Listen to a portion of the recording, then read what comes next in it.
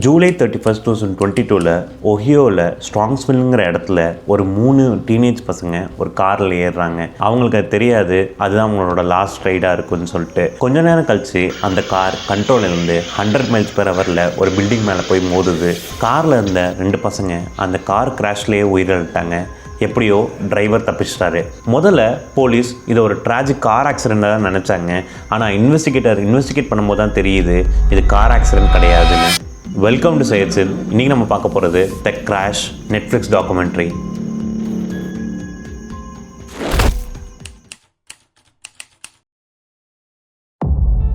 மெக்கன்சிங்கிற 17 வயசு பொண்ணும் டாமினிக்குங்கிற 19 வயசு பையனும் என்னதான் சோஷியல் மீடியாவில் தன்னை ஹாப்பி கப்பலாக காமிச்சிட்டு இருந்தாலும், பார்ட்டிஸ் நல்லா அட்டன் பண்ணிட்டு இருந்தாலும், ஸ்மைலிங் ஃபேஸோட ஸ்டோரிஸ் போட்டுட்டு இருந்தாலும், அந்த ரிலேஷன்ஷிப்புக்கு பின்னாடி ஒரு அன்ஸ்டேபிளான ஒரு ரிலேஷன்ஷிப் இருந்திருக்கு. He never just can apologize on his own, make it up to me on his own, get me flowers on his own. I have to kind of give him that little, actually no, a giant ass fucking push. I have to shove him off a fucking 60-foot diving fucking board type shit. Dominic Rousseau energetic and fun loving and career driven பர்சனாக இருந்திருக்காரு. டேவியான் டாமினிக்கோட close friend. தான் என்ன தான் adapted சைல்டாக இருந்தாலும் தானும் ஹாப்பியாக இருந்துட்டு தன்னை சுற்றியவங்களும் ஹாப்பியாக வச்சுக்கிட்டு ஃபுட்பால் ஆடிட்டு நல்ல லைஃப்பை தான் லீட் பண்ணிட்டு இருந்தார்.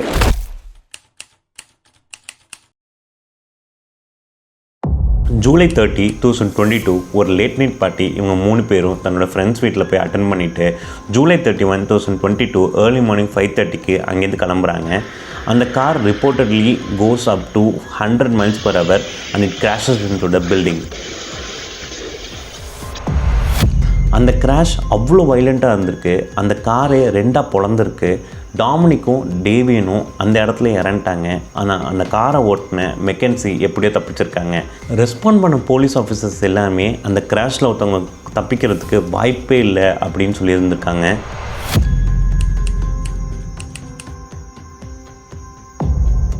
இனிஷியலாக இன்வெஸ்டிகேட்டர்ஸ்லாம் என்ன நினச்சாங்கன்னா இது ஒரு ரெக்லஸ் டிரைவிங்காக இருந்திருக்கலான்னு. ஆனால் காரை அனலைஸ் பண்ண இன்வெஸ்டிகேட்டர்ஸ் என்ன சொல்கிறாங்கன்னா, ஆக்சிலரேட்டர்லேருந்து கால் எடுக்கவே இல்லை அண்ட் பிரேக் யூஸ் பண்ணவே இல்லை அப்படின்னு சொல்லிட்டு தான் சொல்கிறாங்க. போலீஸ் ஒரு அன்டிஸ்டர்பிங்கான எவிடன்ஸ் கலெக்ட் பண்ணுறாங்க. கிராஷ் நடக்கிறதுக்கு கொஞ்ச நாளைக்கு முன்னாடி தான் மெக்கன்சி அதே வழியில் போன மாதிரி ஒரு ஜிபிஎஸ் ரெக்கார்டு அவங்களுக்கு கிடைக்கிது. ஸோ ப்ராசிக்யூட்டர்ஸ் என்ன நம்பினாங்கன்னா இது ஒரு பேனிக் இல்லை, ஒரு ஆக்சிடெண்ட் இல்லை, ஒரு பிளான்டு மர்டர்னு. இன்னும் இன்வெஸ்டிகேஷன் பண்ணும்போது தான் நிறைய விஷயங்கள் தெரிய வருது. இவங்க 3 பேர் அண்ட் இவங்க ஃப்ரெண்ட்ஸ் கேங் எல்லாருமே நிறையா ட்ரக்ஸ் யூஸ் பண்ணுவாங்கன்னு. ட்ரக்ஸ் யூஸ் பண்ணிவிட்டு கார் ஓட்டுறது அந்த மாதிரி நிறைய வேலைகள் பண்ணிகிட்டு இருந்திருக்காங்க. மெக்கன்சி ஸ்கூல்லேயும் சரி, தன்னோட ஃப்ரெண்ட்ஸ் சர்க்கிளையும் சரி, தான் கூட படிக்கிற ஸ்டூடெண்ட்ஸும் சரி நிறையா புள்ளி பண்ணியிருக்காங்க. டீச்சர்ஸ்க்கு ரெஸ்பெக்ட் தரதில்லை அண்ட் நிறையா ப்ராப்ளம் க்ரியேட் பண்ணியிருந்திருக்காங்க. அண்ட் ஸ்கூலே இவங்களை லாஸ்ட் டே அன்னைக்கு சஸ்பெண்ட் பண்ணியிருக்கு. I don't like when people talk about the world and they're oh, we're all gonna be dead in 60 years anyways. Please go fucking kill yourself.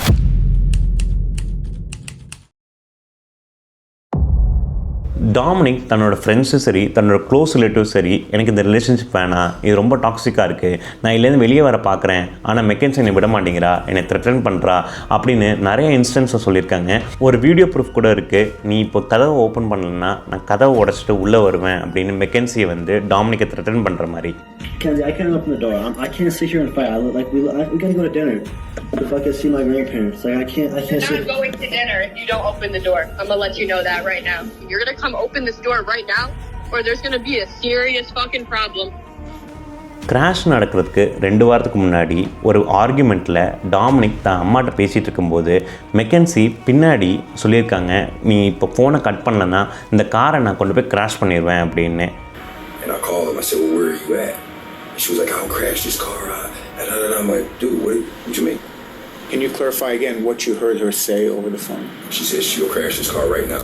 So prosecutors என்ன நினச்சாங்கன்னா இது அந்த டைமில் எடுத்த முடிவு இல்லை, இவங்க ஏற்கனவே நிறையா வாட்டி த்ரெட்டன் பண்ணியிருக்காங்க, கிராஷ் பண்ணிடுவேன்னு. ஸோ இது ஒரு பிளான்டு மர்டர் தான் அப்படின்னு.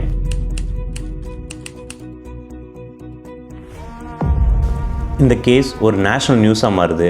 மெக்கன்சியோட டிஃபென்ஸ் டீம் என்ன சொல்கிறாங்கன்னா, மெக்கன்சிக்கு ஒரு மெடிக்கல் கண்டிஷன் இருக்குது, டக்குன்னு பிளாக் அவுட் ஆகி கொஞ்சம் நேரத்துக்கு என்ன நடக்குதுன்னு தெரியாது, அந்த மாதிரி ஒரு ப்ராப்ளம் இருக்குதுன்னு கோர்ட்டை சொல்கிறாங்க. பட் ப்ராசிக்யூட்டர்ஸ்க்கு ஒரு இம்பார்ட்டண்டான எவிடன்ஸ் கிடைக்குது.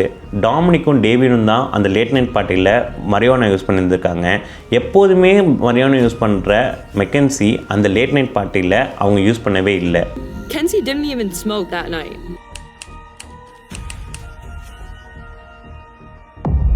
ஸோ இது எல்லா எவிடன்ஸ் வச்சு கோர்ட் வந்து மெக்கன்சிக்கு என்ன தண்டனை கொடுக்குன்னா லைஃப் டைம் பிரிசன் கொடுக்குது. 2 டீனேஜ் பசங்க இறந்துருக்காங்க. மெக்கன்சி லைஃப் டைம் பிரிசன் இது பண்ணுறாங்க. ஆனால் மெக்கன்சி இன்னும் சொல்கிறாங்க, எனக்கு கிராஷ் அப்போ என்ன நடந்துச்சு தெரில, நான் ஃபுல்லாக பிளாக் அவுட் ஆகிட்டேன், இது இன்டென்ஷனல் கிடையாது, என்னோட நோக்கம் அது கிடையாது, நான் ரிலேஷன்ஷிப்பில் என்ன தான் சண்டை போட்டிருந்தாலுமே நாங்கள் ஒரு ஹாப்பி கப்பலாக தான் இருந்தோம், எல்லா ரிலேஷன்ஷிப்லையுமே சண்டை வர்றது தான், ஆனால் நாங்களும் அதை ஃபிகர் அவுட் பண்ணிட்டு தான் இருந்தோம் அப்படின்னு மெக்கன்சி இன்னும் சொல்லிகிட்டு இருக்காங்க. ஸோ இதை பற்றி நீங்கள் டீட்டெயிலாக தெரிஞ்சுக்கணுன்னா நெட்ஃப்ளிக்ஸில் த கிராஷுங்கிற டாக்குமெண்ட் இருக்குது, கண்டிப்பாக ட்ரை பண்ணி பாருங்கள். ஸோ நீங்கள் என்ன நினைக்கிறீங்க, இது ஒரு ஆக்சிடெண்ட்டா ஆர் இன்டென்ஷனலா?